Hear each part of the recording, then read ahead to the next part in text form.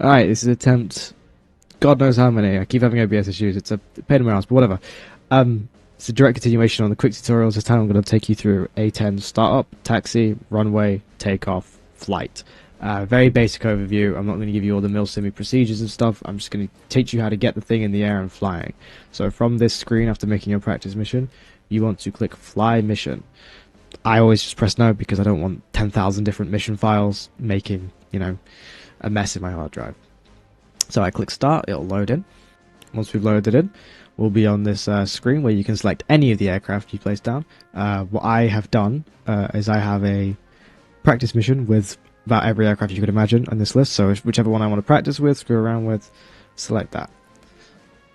So, from here I click Fly, I'm in the aircraft. There are a few keybinds you need to know, as the A-10a, the one I'm in, is a Flaming Cliffs aircraft, which is a low fidelity aircraft. It doesn't have a clickable cockpit.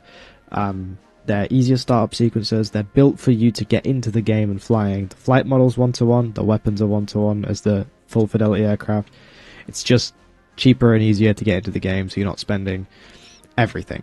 Anyway, first keybind, open, close, canopy. It's one you always want. I have that bound on my left stick. It's just gotta always press it. I got it out the way because I press it once and never really have to touch it again. Next is electrics on. Don't know what I'm saying. With your electrics on, it's kind of obvious when they kick into life. You see them flashing now. Then you need a left engine on, right engine on, left engine stop, right engine stop. The stop isn't too big a deal for now, so if you're really struggling for button real estate, then don't worry about it.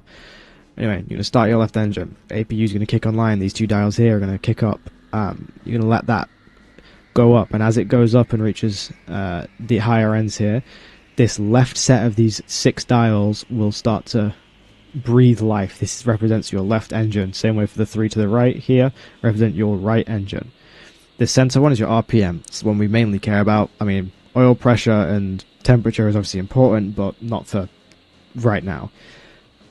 When this RPM hits 40% or around 40%, we can start up the right engine. It does take time, so be a little patient, let it happen. An important note, which I didn't do, is make sure your throttle is idled, because mine was at halfway and I was sat here watching it for a minute and realised, it's not working properly. Your throttle needs to be idle, otherwise the engine can't spool. Alright, and as we approach the 40% mark, 40 RPM mark here, we are going to click in our right engine start. You can kind of hear it whirring up in the background. When that hits 40, we're going to start our taxi to the runway. Things for takeoff. You want wheel brake bound, you want landing gear bound, obviously, you want flaps bound, obviously. The A-10 is fat, she is heavy, she is slow. She will take a second to get in the air, so that takeoff takes a while, but when taxiing, she likes to spin and dip and do all the things you don't want her to do, so slight rudder movements to turn this thing. As you see, I'm kind of rushing it. Apply a little bit of wheel brake wherever you want to drop your speed a little bit. You want to come down here. Alright, on approach to the runway, we want to slow down. We want to come to behind of them 6 lines, and we want to swing in slightly into the center line. It honestly doesn't matter if you're center or not. I always set my throttle to idle, line up, and you hold your brake. You want to put your flaps down. As you can see, my flaps are there. Send them down. 2, 1. Now I want to, while still holding the brake, it's very important, go into afterburner. Let the engine rev up to 100. There she is at full. I want to let go of afterburner and keep her steady with rudder. Important things, this 0 on the left of my HUD, that is my airspeed. It'll kick in at around 56 knots. You know what? When that hits 100, I'm going to start pulling back on my stick. When it hits 120, I should be around 2/3 of the entire length of my stick backwards as I can be. It's a mouthful, try to say that 5 times fast. You'll start to lift, and when your thrust vector indicator stops hugging the horizon, you've taken off. You then want a landing gear. It's going to beep at you. She does that. She's a beepy aircraft. She doesn't like to shut up, ever. When it stops, landing gear's in. Alright, now you're in the air, you're flying. Flaps back up like I always do. I think I did there, yeah. And then fly. Honestly, the best way to get a feel for an aircraft is just fly it.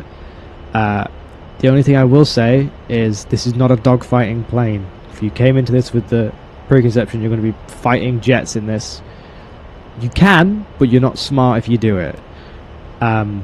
She rolls decent, not horribly, not badly, not well, but she rolls. She will stall whenever she wants though, because she's heavy. The stall tone is that. So when you're pulling a turn too hard, you're going to drop too much speed and you're going to stall. I'll do it again. There you are. You see how she kind of tries to tip and spin upside down. It's always good to keep control of that. But yeah, that's the A-10 startup takeoff.